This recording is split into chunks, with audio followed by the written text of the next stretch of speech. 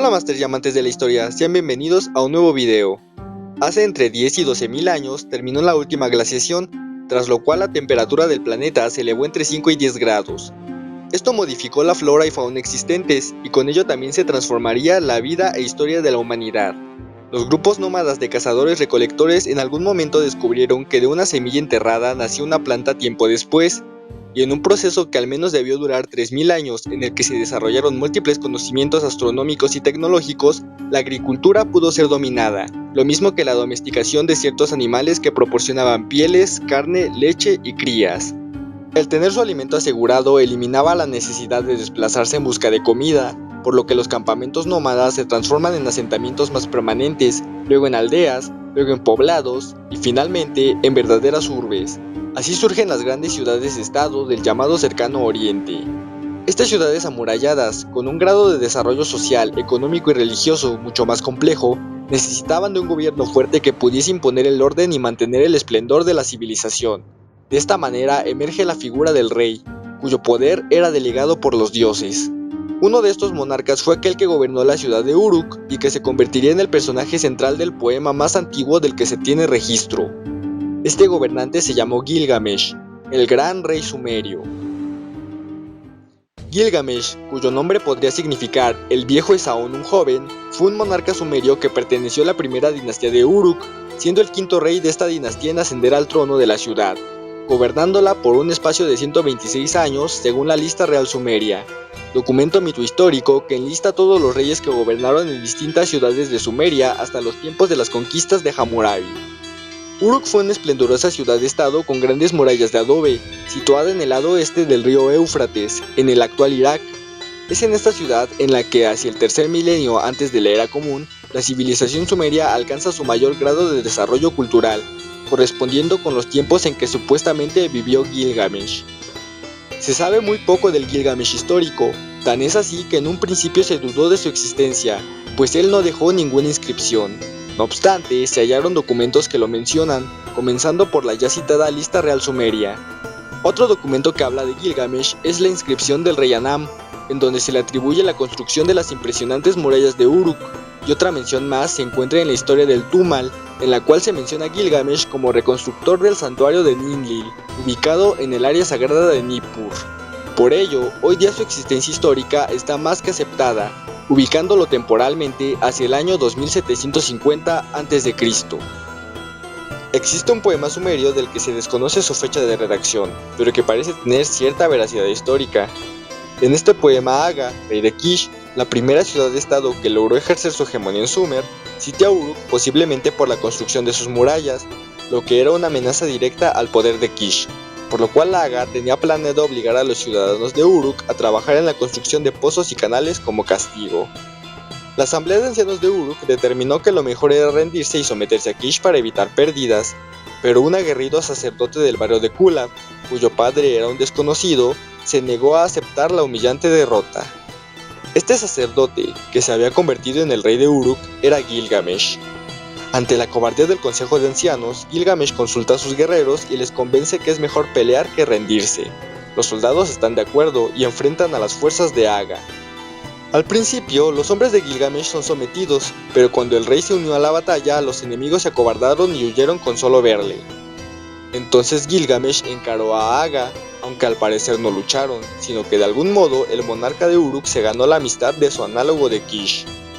Aga, finalmente, delega el poder absoluto a Gilgamesh, reconociéndole como el rey más poderoso de toda Sumer.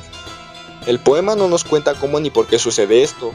Lo que queda claro es que a partir de este acontecimiento, la ciudad de Uruk se vuelve la más importante de Sumeria, hecho que está respaldado arqueológicamente.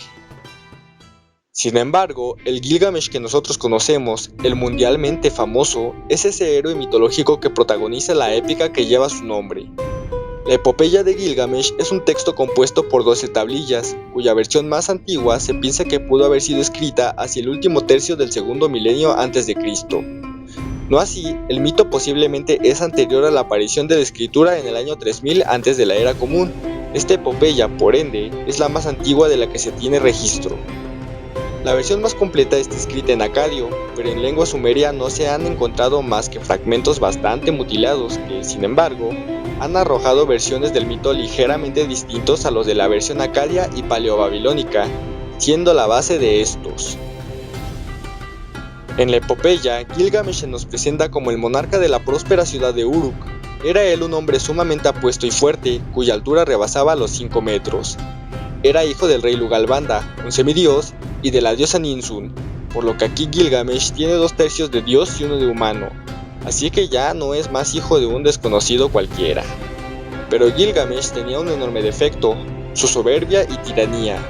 Cuenta el poema que ponía a trabajar a sus hombres, sin descanso, en obras como la construcción de las murallas de Uruk, o que simplemente debían estar listos para ser enrolados en su ejército, arrebatándolos de sus hogares. Sumado a esto, el monarca era un sucio pervertido que violaba a toda mujer que él deseaba aunque ya estuviese comprometida. Las quejas de los ciudadanos llegaron hasta los dioses, y estos a su vez se quejaron con Anu, dios del cielo y protector de Uruk. Todos llegaron a la conclusión de que había que poner un alto a los humos de Gilgamesh. Para ello convocaron a Aruru, la diosa madre, pidiéndole que creara un hombre que pudiese hacerle frente al prepotente rey. La diosa entonces tomó un poco de barro, lo moldeó y lo arrojó a la estepa. Así nació Enkidu. Enkidu se asemejaba más a los animales que a los humanos. Su cuerpo estaba lleno de pelo, vestía con pieles y vivía con las gacelas, pastando y bebiendo mientras imitaba sus movimientos. Enkidu se había vuelto muy unido a los animales y usaba el poder de sus pulgares para quitar las trampas que ponían los cazadores, rescatando a sus compañeros. Esto terminó molestando a un joven cazador, quien por culpa de Enkidu no había podido atrapar a ninguna presa.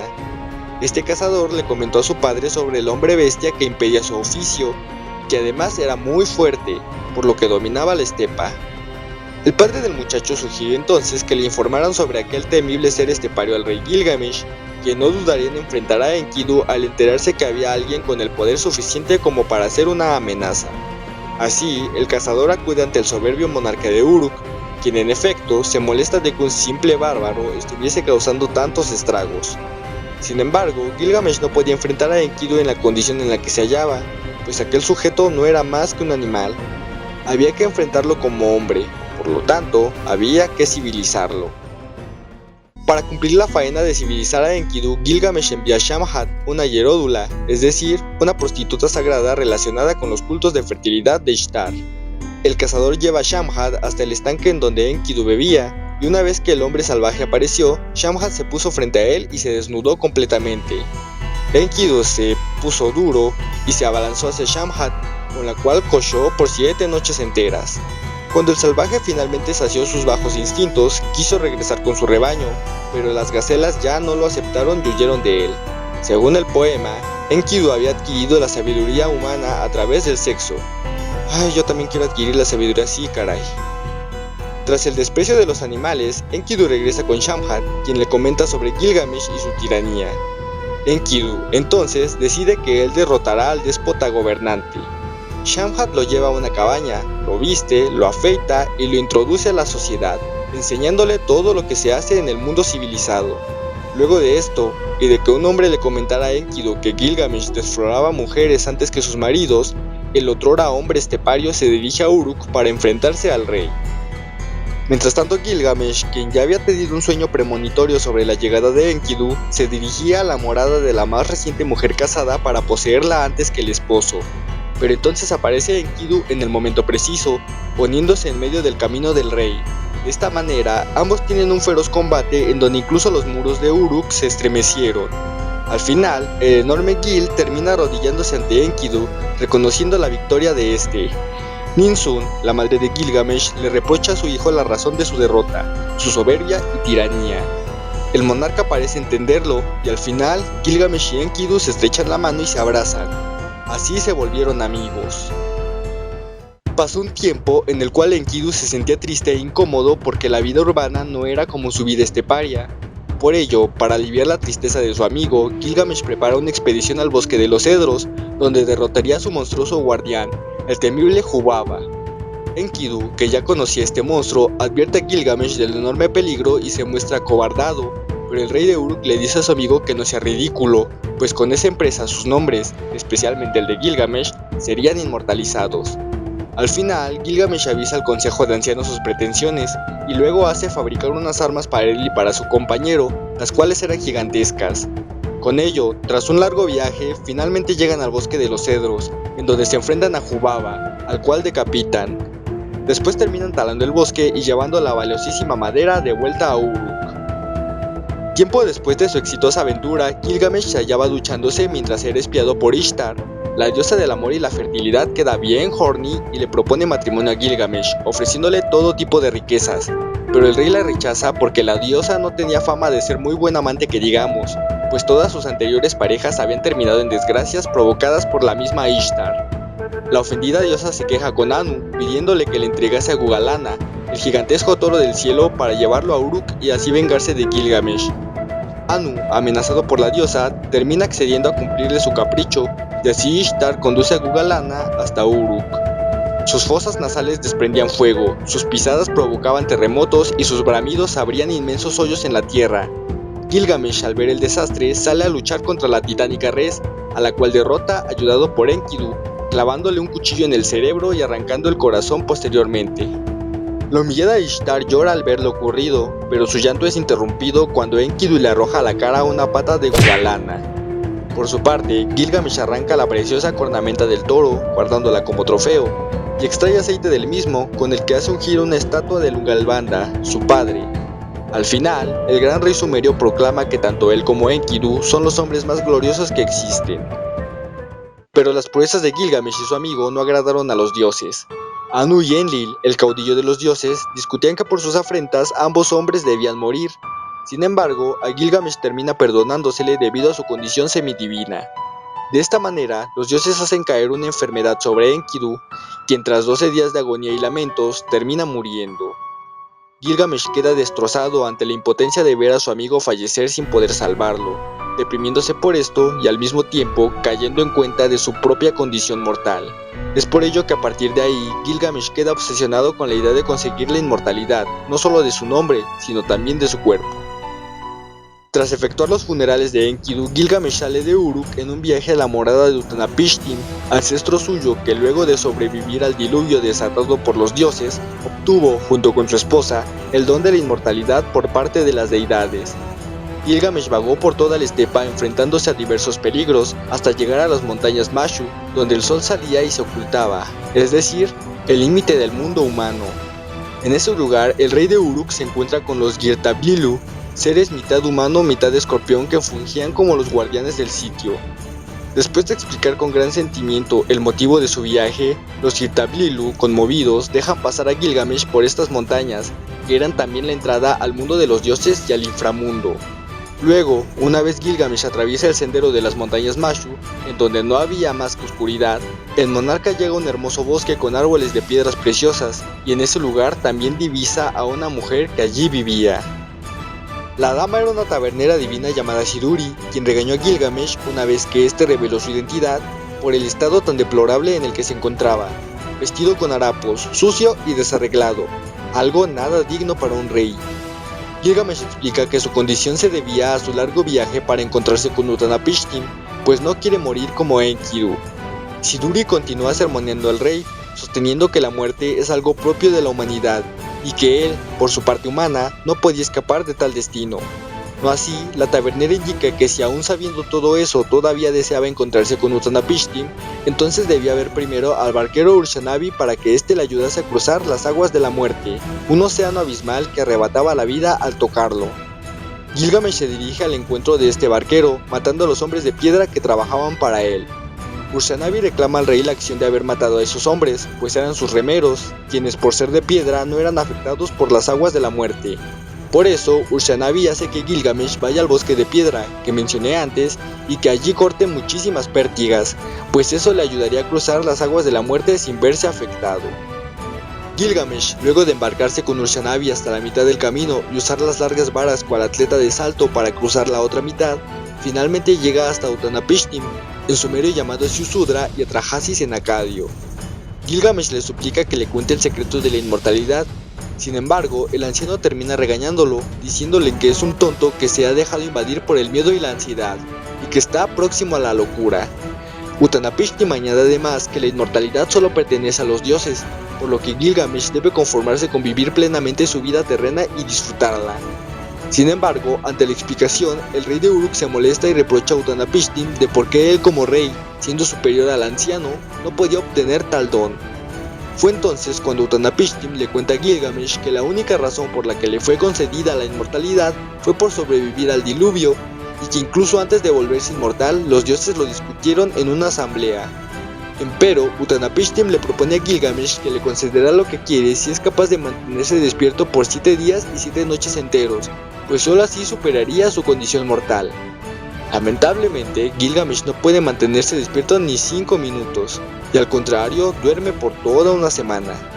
Fracasando la prueba, a Gilgamesh ya no le queda más que regresar a su país, acompañado por Ushanabi. Sin embargo, cuando el rey subió a la barca, la esposa de Utanapishtim insistió a su marido que debía recompensar a aquel héroe por su arduo viaje, por lo que, a regañadientes, Utanapishtim le cuenta a Gilgamesh sobre la planta de la juventud y dónde encontrarla. Así, Gilgamesh se sumerge en el Apsu, el abismo de las aguas subterráneas, y del fondo del mismo extrae la planta de la juventud. Gilgamesh se alegra de haber conseguido su objetivo y lo presume con emoción a Ushanabi, aunque en un extraño ataque de generosidad, decide que no la consumirá allí mismo, sino que la llevará a Uruk para compartirla con los pobladores. Sin embargo, aquello fue un error, pues en el camino de vuelta el rey decide tomar un baño en una poza de aguas frescas. Allí, en un descuido, una serpiente toma la preciada planta rejuvenecedora, dejando a cambio su vieja piel. Suerte para la próxima. Gilgamesh queda destrozado al darse cuenta que todo su viaje había sido en vano. Resignado a su condición mortal, vuelve a Uruk, en donde presume a Ushanabi las murallas de la ciudad, obra suya por la cual sería encumbrado. El soberbio monarca finalmente entendió que solo podría alcanzar la inmortalidad simbólica a partir de sus hazañas, plasmando su nombre en la historia. Tras su viaje, Gilgamesh se vuelve un soberano más justo y sabio. Con ese pasaje termina la epopeya, mas no el mito. Unas tablillas procedientes de Nippur, fechadas en el primer milenio antes de Cristo y lamentablemente bastante deterioradas, relatan la muerte de Gilgamesh, que parece haber muerto por la edad. Se le construyó una tumba colectiva donde además del rey serían enterrados, con vida, sus sirvientes, esposas e hijos favoritos, más algunos otros seres queridos que quisieran acompañarle, como era costumbre en aquellos tiempos. La tumba se hallaba en un lecho desecado del río Éufrates, y tras sellarla, las aguas del Éufrates, que habían sido desviadas para poder enterrar al rey, retomaron su rumbo, inundando el sepulcro. Ya en el más allá, a Gilgamesh, a ese gran rey sumerio al que se le negó la inmortalidad, se le convirtió en juez supremo. Y esta ha sido la historia de Gilgamesh, el héroe más antiguo que se conoce hasta ahora. Debo señalar que por cuestiones de tiempo omití algunas cosas, como el episodio sumerio del Bosque de los Cedros, que allí se llama El País de la Vida, o la otra versión de la muerte de Enkidu, en la cual ese hombre queda atrapado en los infiernos cuando entra a rescatar unos objetos que Gilgamesh había perdido allí. Pero ya saben que si quieren conocer todo esto más a fondo, en la descripción del video pueden hallar la bibliografía de donde se extrajo la información.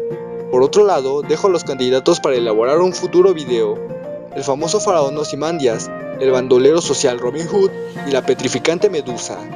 Recuerden que las votaciones se llevan a cabo en la página de Facebook, que igual encuentran en la descripción. Espero que el video les haya gustado y que lo compartan con más personas a las que les podría interesar. Yo mientras me despido, pero ya saben que nos vemos en la próxima Bella Luna. ¡Hasta luego!